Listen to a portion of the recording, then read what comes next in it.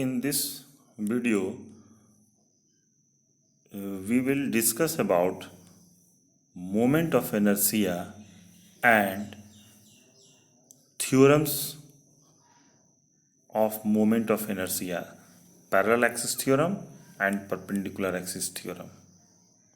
Thereafter, we will see the application of these theorems. What is moment of inertia? You all know about inertia. In linear motion, every object has a tendency to resist its state of rest or motion. The property by virtue of which an object resists any change in its state of rest or straight line motion is called as inertia. The opposing tendency of an object is termed as inertia. So, force that is required to set an object into motion must have its magnitude more than certain minimum value. That minimum value is equal to the value which is opposed by the object. For example, to set an object of mass 10 kg, suppose force of 12 Newton is necessary. If the magnitude of force is less than 12 Newton, the object will remain at rest. So if it is 11 Newton, then that may not be capable of setting an object into motion. That 11 Newton force is being opposed by the body. So the property by virtue of which an object resists any change in its state of rest or a straight line motion is termed as inertia. And greater is the mass of the object, larger will be its inertia. This we can say from our experience that more is the mass, more force is required to produce same amount of motion. So mass is the measure of inertia. Likewise, any object which is at rest will not come in rotational motion on its own. Torque is required to set into rotational motion. And that too must be greater than certain minimum value of torque. And that minimum value of torque is being opposed by the object. So here the term which plays the same role as played by the mass in linear motion is known as moment of inertia. So moment of inertia plays the same role in rotational motion as played by mass in linear motion. So mass is the measure of inertia in linear motion. So moment of inertia is the measure of inertia in rotational motion. That is also called rotational inertia. And it is defined as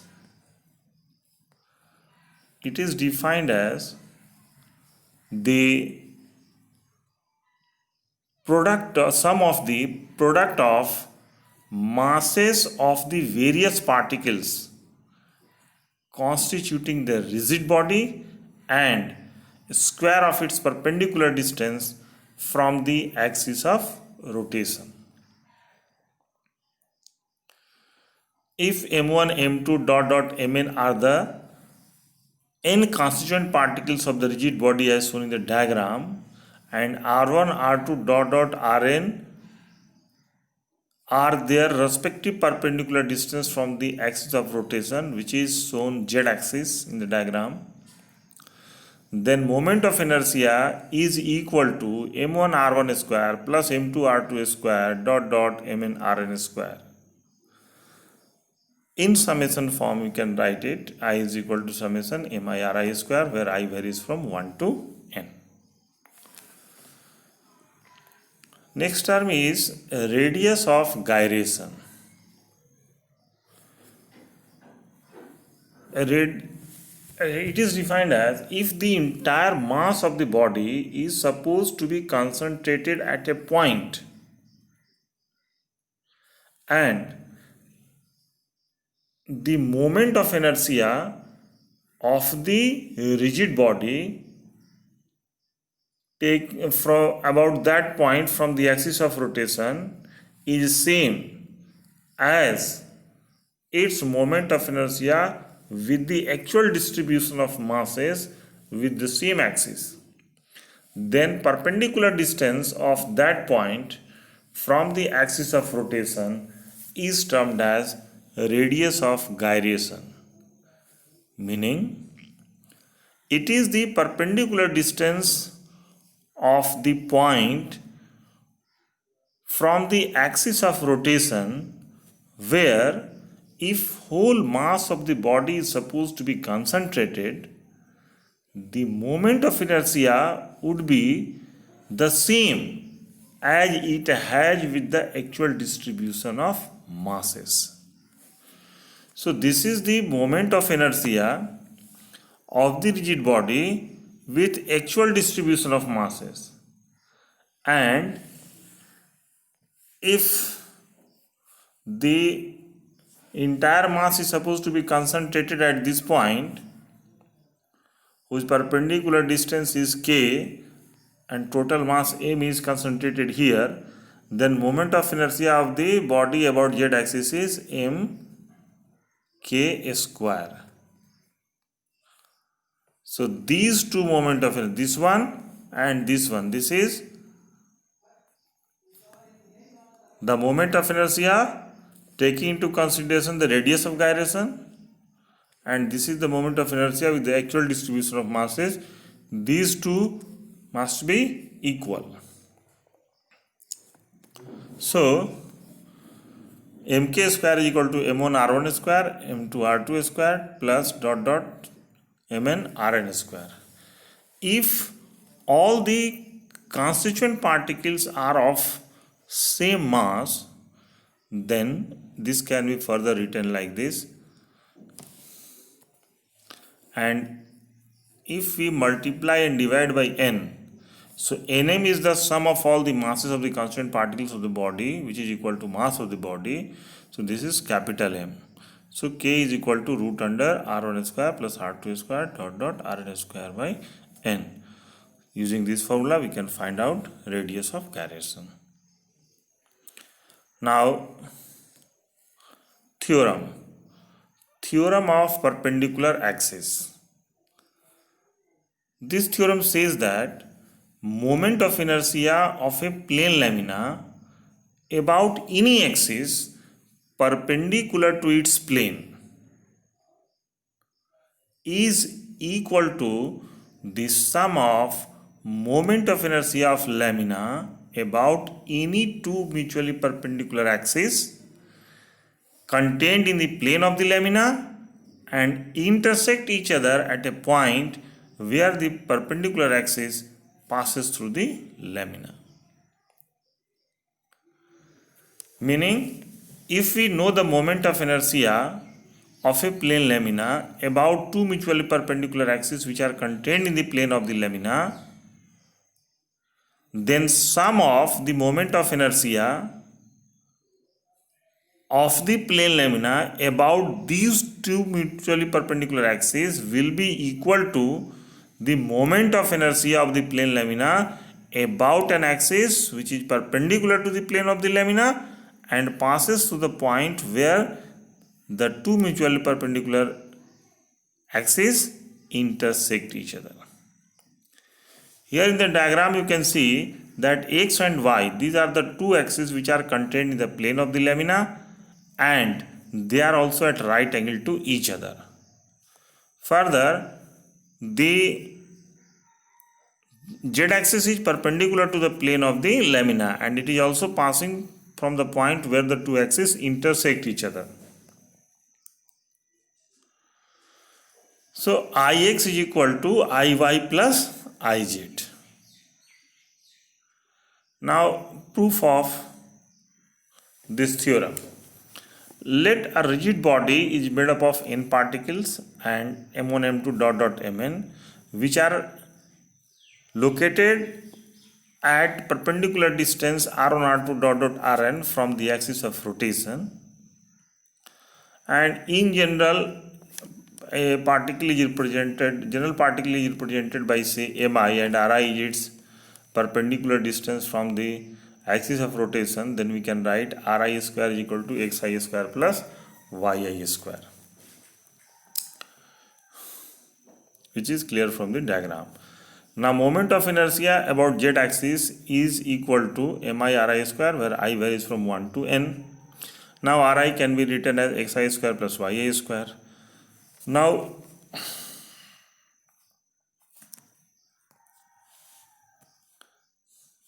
here this is the perpendicular distance xi. Perpendicular distance of which axis? Y axis. Xi is the perpendicular distance of the particles from y axis. So mi xi square will give you the moment of inertia of the plane lamina about y axis. Similarly,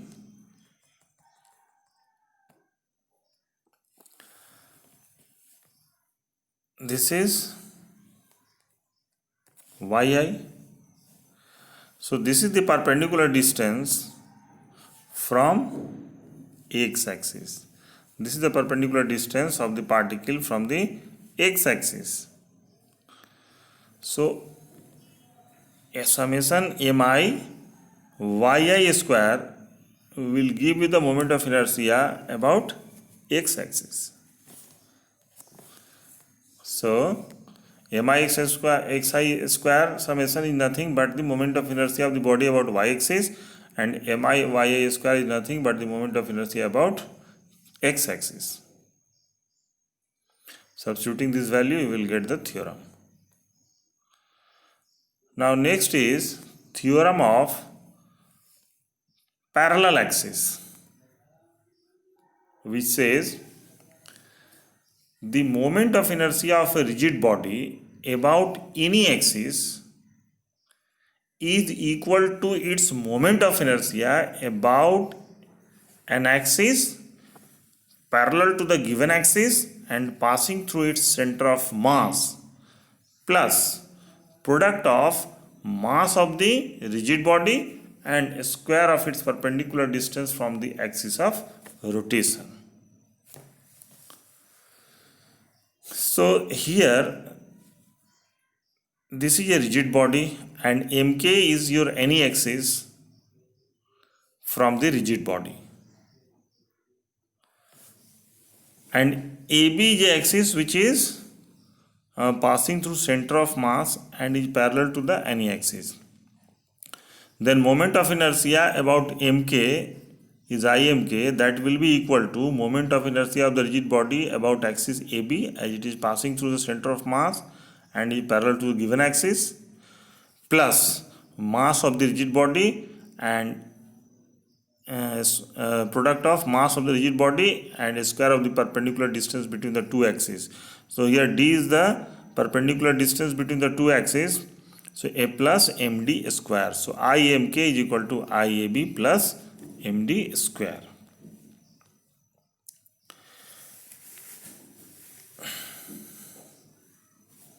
Now you can see Ri is suppose distance of any particle from particle mi from the axis AB. Then moment of inertia about AB will be mi Ri square. So perpendicular distance from MK will be Ri plus D. So moment of inertia about MK will be mi bracket ri plus d whole square. Now writing a plus b whole square and expanding, we will get the last step. Now as the body is balanced about the center of mass, so if body is balanced, then algebraic sum of the torques acting on the body must be equal to 0. So the algebraic sum of the moment of its weight of its constant particle about an axis passing through C must be 0. So MIG is the weight of the IS particle and RI is its perpendicular distance. So moment of force or torque will be RF. So it will be RI MIG. Now G cannot be equal to 0. So the product MI RI must be equal to 0. Substituting this value in the above equation and keeping in mind that summation MI is nothing but the mass of the body, you will get the theorem IMK is equal to IAB plus MD square. Now application, how by applying these two theorems we can find out the moment of inertia of the body about other axis if we know its moment of inertia about some axis. Let us see.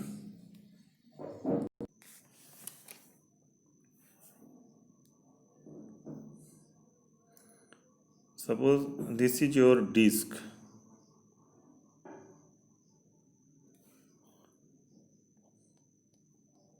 and R is its radius.